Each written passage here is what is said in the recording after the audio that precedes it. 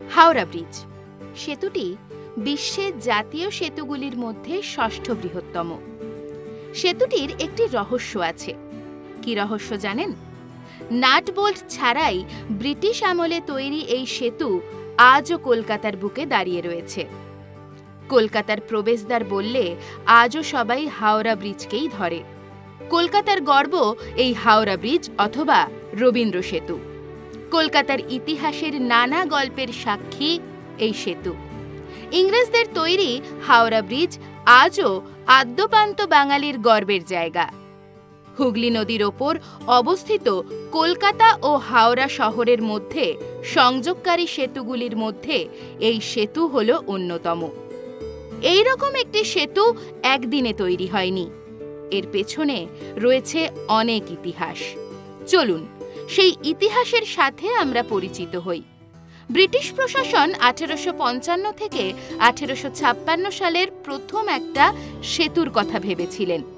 তৈরি হয়েছিল কমিটি, কারণ ততদিনে নদীর দুপারেই জাঁকিয়ে বসেছে ব্রিটিশদের কার্যকলাপ। তৈরি হতে শুরু করেছে নতুন নতুন কলকারখানা। তাই হাওড়া থেকে কলকাতার জন্য একটি সেতু দরকার হয়ে পড়েছিল। 1855 সালে কমিটি তা সম্পর্কে চর্চা শুরু করলেও এক অজানা কারণে বছর চারেক পর 1859 থেকে 1860 সালে সেতু নির্মাণের চর্চা বন্ধ হয়ে যায়। 1862 সালে বাংলার সরকার ইস্ট ইন্ডিয়া রেলওয়ে কোম্পানির চিফ ইঞ্জিনিয়ার জর্জ টার্নবুলকে হুগলি নদীর ওপর একটি ব্রিজ নির্মাণের কথা জানানো হয় এবং তা যাচাইয়ের জন্য পরীক্ষা নিরীক্ষার ভার তার ওপরেই বর্তায়।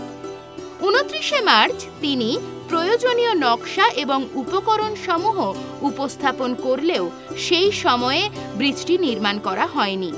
তবে আবার বছর 8 পর বাংলার লেফটেন্যান্ট গভর্নর একটি সেতু তৈরির সিদ্ধান্ত নেন এবং সিদ্ধান্ত নেন সেতু নির্মাণের যাবতীয় দায়িত্ব সরাসরি সরকারের হাতে থাকবে না। 1871 সালে তৈরি হয় একটি ট্রাস্ট। সেই ট্রাস্টের অধীনেই হাওড়ার প্রথম ভাসমান সেতু নির্মাণের ভার দেওয়া হয়। নদীর ওপর ছিল পন্টুর ব্রিজ অথবা ভাসমান সেতু, নিচে নৌকা চলাচল, ওপরে পাটাতন। মাঝ বরাবর পাটাতন খুলে দেওয়ার ব্যবস্থা। লম্বায় 1528 ফুট, চওড়ায় 48 ফুট, দুপাশে 7 ফুটের ফুটপাত। জাহাজ স্টিমার চলাচলের জন্য সেতুর মাঝখান 200 ফুট খুলে দেওয়া যেত। স্টিমার এলেই সেতু বন্ধ। জোরে শব্দ করতে করতে স্টিমার পেরিয়ে যাবে, তারপর আবার খুলবে সেতু। পুরনো হাওড়া ব্রিজের নকশা বানিয়েছিলেন ব্র্যাডফোর্ড লেসলি, ব্রিটিশ শাসনে রেল কোম্পানির খ্যাতনামা কারিগর। লেসলি ব্রিটেন থেকে এসে সেতু নির্মাণের এলাকা ঘুরে দেখে গিয়েছিলেন, ফিরে গিয়ে তৈরি করেছিলেন নকশা। 1871 সালে বাংলার ছোটলাট যখন হাওড়া ব্রিজ অ্যাক্ট তৈরি করেছিলেন, তখনই সেতু পেরোতে টোল বসানো হয়েছিল। টোলের টাকাতেই চলত সেতুর রক্ষণাবেক্ষণের কাজ। 1871-এ আইন হওয়ার পর লেসলিকেই সেতু নির্মাণের ভার দেওয়া হয়। তিনি বিলেতে ফিরে গিয়ে সেতুর ডেক এবং ভাসমান সমতল নৌকা বানানোর কাজ শুরু করালেন। জাহাজে সেই মাল পৌঁছল কলকাতা বন্দরে। তারপরে একে একে সমতল নৌকার উপর পরপর ডেকগুলি জুড়ে তৈরি হল প্রথম হাওড়া সেতু। 1874 সালে যান চলাচলের জন্য খুলে দেওয়া হয় সেই সেতু। অর্থাৎ 1855 সালে ব্রিটিশ প্রশাসন যে পরিকল্পনা করেছিল তা রূপায়িত হল প্রায় 19 বছর পর। তবে ভাসমান সেতুর সবচেয়ে বড় বাধা হয়ে দাঁড়িয়েছিল জাহাজ স্টিমার চলাচল করা। জাহাজ গেলেই গাড়ি চলাচলের জন্য সেতু বন্ধ হয়ে যেত। অসুবিধা হতো দিনের বেশিরভাগ সময়, কারণ দিনের বেলাতেও কেবল সেতু খোলা যেত। এই ব্যবস্থা চলে 1906 সাল পর্যন্ত। তারপর রাতেও জাহাজ চলাচলের জন্য সেতু খুলে দেওয়ার ব্যবস্থা হয়। তাতে আগে যেখানে দিনে 24 বার সেতু খুলতে হতো, তা কমে দিনে মাত্র 4 বার সেতু খুললেই কাজ মিটে যেত।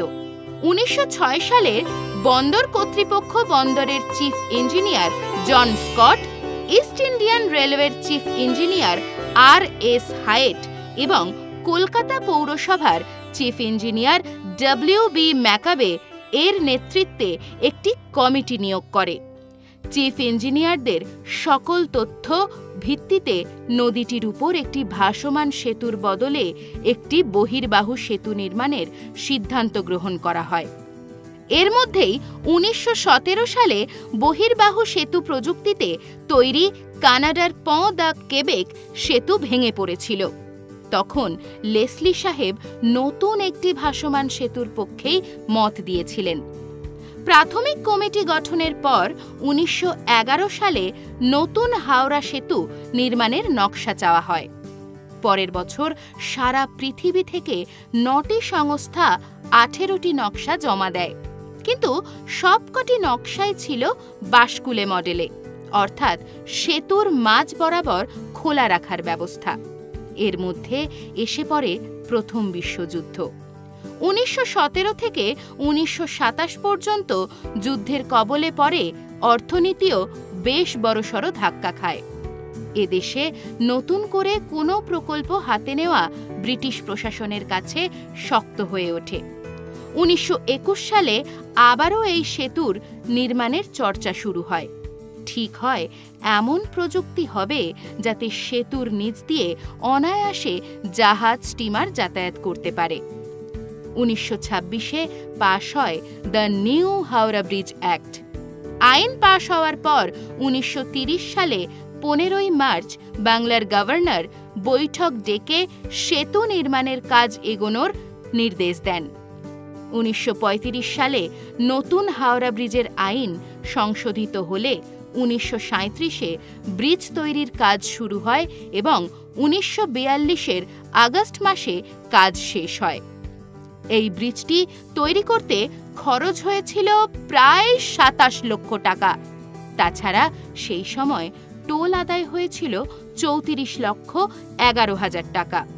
এছাড়াও প্রতি বছর এই ব্রিজের জন্য টোল আদায় হতো 1.5 লক্ষ টাকা।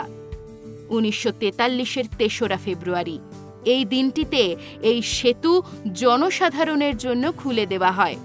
সেতু নির্মাণে প্রায় 23,500 টন ইস্পাতের প্রয়োজন হয়েছিল এবং তা দিয়েছিল tata iron and steel company.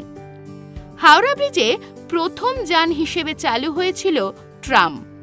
সাধারণ মানুষ চলাচলের আগেও চলেছিল এই যানবাহনটি। তবে 1994 সালের পর সেই যানবাহনের চিহ্নটুকুও আর দেখা যায় না হাওড়া ব্রিজে। যদিও বর্তমানে প্রায় প্রতিদিন ব্রিজটির ওপর দিয়ে প্রায় 1,50,000 জন পথযাত্রী এবং 1 লক্ষ গাড়ি চলাচল করে থাকে। তবে বলা যেতেই পারে কলকাতা ও হাওড়া জেলার মধ্যে চলাচলের ক্ষেত্রে হাওড়া ব্রিজ একটি অন্যতম গুরুত্বপূর্ণ ভূমিকা পালন করে। এই ব্যস্ততম ব্রিজটি রোজ রাত 12টা বাজলেই বন্ধ হয়ে যায়। কেন জানেন? কেন ব্রিজটি বন্ধ হয়? ভারতবাসীর কাছে একটি ঐতিহাসিক সম্পত্তি এই ব্রিজ, তবে তা নিয়েও রয়েছে আশঙ্কা। প্রায়ই বেশি ওজন বহনের কারণে রয়েছে সেতু ভেঙে পড়ার ভয়। আবার অনেকে এটাও বলেন যে এক ইঞ্জিনিয়ার নাকি ভবিষ্যৎবাণী করেছিলেন হাওড়া ব্রিজ রাত 12টার সময়ই ভেঙে পড়তে পারে। এটাও একটা কারণ রাত 12টার পর বন্ধ রাখার। তবে বর্তমানে রক্ষণাবেক্ষণের কাজ চলার জন্য রাত 12টার পর থেকে হাওড়া ব্রিজ বন্ধ রাখা হয়।